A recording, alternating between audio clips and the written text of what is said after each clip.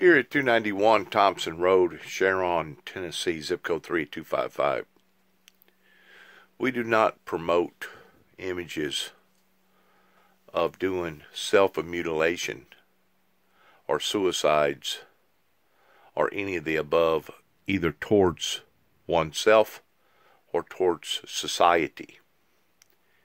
There has been a new app that has been put out called Momo that we feel like that to our viewers that you need to watch, because it is extraordinarily unusual, but at the same time it's very powerful, and it can be influential towards influencing other young minds of doing stuff that we do not promote here at the Windmill Ministries missions. Please listen to this particular broadcast that we felt like needed to be put out to our particular viewers. This morning on today's Talker, the troubling online challenge that's resurfaced, along with warnings that it may encourage violent behavior in children. Yeah, this is important for parents to know about, but if you have little ones in the room, the details may not be appropriate for your kids, so maybe they should leave the room for a bit. NBC's Morgan Radford has this troubling story. It's troubling, Hoda, and it's called the Momo Challenge, and it first appeared online about a year ago, but now it's back in the spotlight, and with it, concerns about who is behind the challenge and how to protect your kids from its disturbing message. Its name sounds innocent enough, but for parents, the fear incited by the Momo Challenge is very real. We're scared because I have 3 kids. I can't watch all 3 devices at the same time. Is she scary? Yes. Bianca Becerra says her 3-year-old daughter Adeline first mentioned Momo this week while they were watching TV together. She said, "Baby Adeline, who is Momo?" That's when she goes, "That's the scary lady. You know, she has big eyes, long black hair, and a white face." So that's when my heart dropped. The alarming image of a bug-eyed woman with stringy hair and the body of a bird first surfaced on the internet last summer, but has recently gone viral again. According to reports, Momo allegedly uses messaging platforms like Facebook's WhatsApp to compel young people to take part in dangerous activities, from stabbing people and taking pills to suicide. The challenge also allegedly asks users to provide photo evidence of the completed tasks, and if they don't comply, they receive a message threatening to hurt them. So far, no law enforcement officials have reported any injuries or deaths linked to the challenge. And some critics, like the fact-checking website Snopes, say Momo is actually a hoax. In today's society, we are no longer dealing with the average norms. We are dealing with instruments that we hold in our hands that can be weaponized to the point of destroying people's lives immediately. We're dealing in a society of imagery, to where images does have long-lasting effects upon to young, impressionable people's minds, especially bad imagery. And we as guardians, we as protectors, we as parents have responsibilities of protecting our families and our children. And the initial range of protection was basically dwelt on a physical level. Now we're having to worry and be concerned about protecting our children and our families on a psychological scale, pertaining to the devices that we hold in our hands, or our children holds in their hands, that can be very, very influential in a negative, wrong way. We do not promote any type of activities surrounding harming yourself, taking pills, committing suicide, or doing any of the above to anyone else. Our message surrounds the book of Revelations as well as the whole Bible, pertaining to the teachings of Christ that emphasized again and again to love your neighbors, do to others as you would want them to do unto you, to be wise as serpents but harmless as doves. This is what we have been emphasizing upon for the past 30 plus years since we have stood out into the eyes of the public.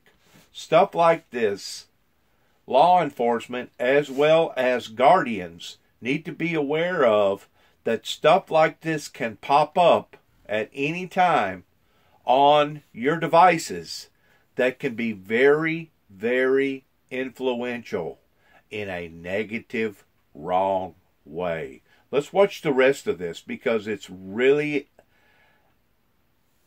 appalling. It's another device that Satan has created to want to bring harm and hurt, to want to bring misery and agony to our lives. So let's watch the rest of this, please. Tracing the photo to a Japanese sculpture created in 2016 called Mother Bird. But real or not, many parents are worried and have taken to the internet to voice their concerns and warn about Momo's spread to other sites like Facebook and YouTube. Kim Kardashian posted a plea on social media Tuesday asking YouTube to please help. In a statement to NBC News, YouTube says it has found no evidence of the challenge on its site, but says it violates policy and would be removed immediately. Facebook tells NBC News, "We don't allow the promotion of self-injury or suicide and will remove it when reported." Right. This is not a modern-day chain letter. This is a real challenge to childhood, and it's a completely inappropriate and disturbing message and image that's spreading virally. The perceived danger of the Momo challenge, highlighting parents' concerns about their children's online activity. Parents need to be aware of the content. They need to set clear limits. And quite honestly, as a parent today in this 24/7 media tech environment, you have to do your homework and set limits for your children. So it's disturbing and it's concerning, and no one's quite sure who's behind the Momo challenge. But Common Sense Media says parents can take steps to protect their kids online. They can teach them not to contact strangers online. They can enable privacy settings on your child's devices. You can also download apps to monitor internet use and activity. And of course, you can keep computers and video games in shared family spaces. So guys, this is all hoping to protect your kids from this Like you said, they can pop up in the middle of something. Gosh, you that's might be terrifying. watching that's I'm gonna mindless. smash my kid's unexpected. iPad when I get home. Yeah. To do that But is too. it so it's like you're watching Peppa Pig or something on YouTube and something pops into the screen, or do the kids click? I don't really understand how it It works. sounds like it's popping up and then it's giving you this directive. So it could be take pills, it could be kill yourself. But the concerning part is that they're asking them to show photos of the completed task. Can you imagine a child? This child was 3. They can't trace this at all? They Yeah, don't good know question. who is behind it or where it's coming from. But Some in are your concerned piece there, I that- hope folks did hear the part about if you see it, report Yeah, it to, yeah. to Facebook or YouTube. But also, your kids can go down the rabbit hole on the internet quickly. My kids watch YouTube all the time, and then on the right side of the screen become all these other videos. And before you know it, if you turn away, all of a sudden, London was watching like a World War II documentary. I was like, how did this happen? Yeah, that's why you have to keep your eyes on them. Yeah. But then that's hard, and We you have know. lots of Don't let them listen with headphones, too, because then you can't hear it. At least you can hear it. Yeah. All right, Morgan, thank Thank you. Yeah. Also, I want to bring out to my viewers, the other day, not this Sunday, but the past Sunday, because I float around to different churches analyzing their worship and who they are, and whether or not they're loving, kind, gentle, professional people, or whether or not they're raw and disgraceful.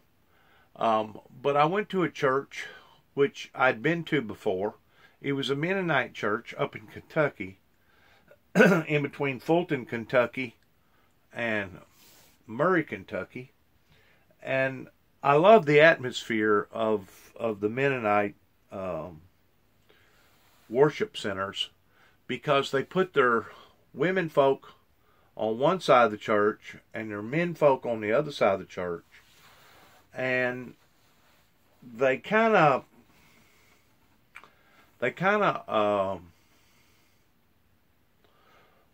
worship in a way like the Lutheran Church does, but they're a bit more informal whenever it comes to their actual speaking engagements. And the first time that I went in there, I took the initiative of going ahead and recording the speaker that was speaking that day. And this time, whenever I went in there, I was setting up towards the front where I usually always go. And some of their elders was in there, which is basically a transliteration of deacons. And I asked them, I said, do you mind if I record this? And they discussed it between themselves, and they come back a few minutes later and they said, we'd rather you not. I go, okay. The point that I'm trying to make is this. I realize that anytime you go to a church, in one way, you're on a private setting. But in another way, you're in a public setting. Anytime you're in a public setting, it's supposed to be open dialogue towards if it needs, or if somebody feels inclined to record it, it's supposed to be recorded. Unless you actually have signs on your building or on your property that says no video cameras allowed, that indicates immediately that they are allowed, especially if it is a public setting. The point that I'm trying to make is this. I love the Mennonite and the Amish community just like I love the Native American community, just like I love other communities that has been sprawled broad and wide all over America throughout this great nation.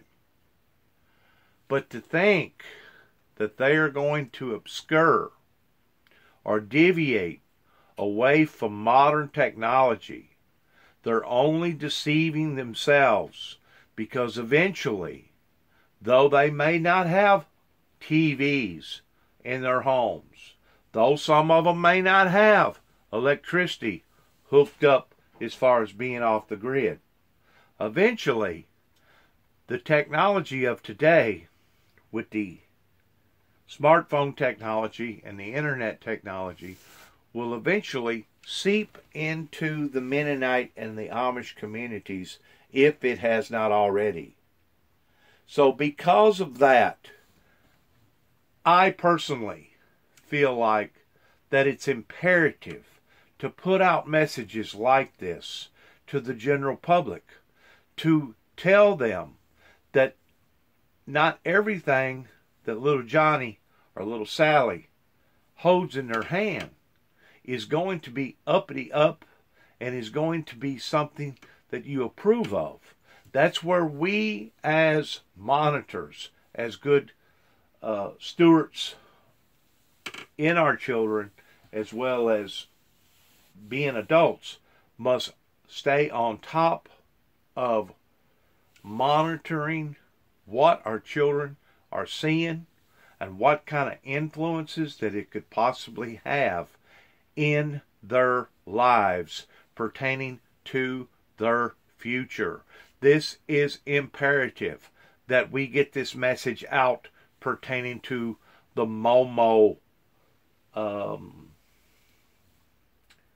don't even know how I would exactly head it. The Momo experience, maybe, or the Momo syndrome. This really needs to be addressed, and it's not just only about Momo. There's other types of strong, negative, influential apps that people can get on and be a part of that are not considered to be acceptable in today's society in the 21st century. Once more, we want to thank you for allowing for us to be part of your lives in putting out this particular advisory. Thanks again.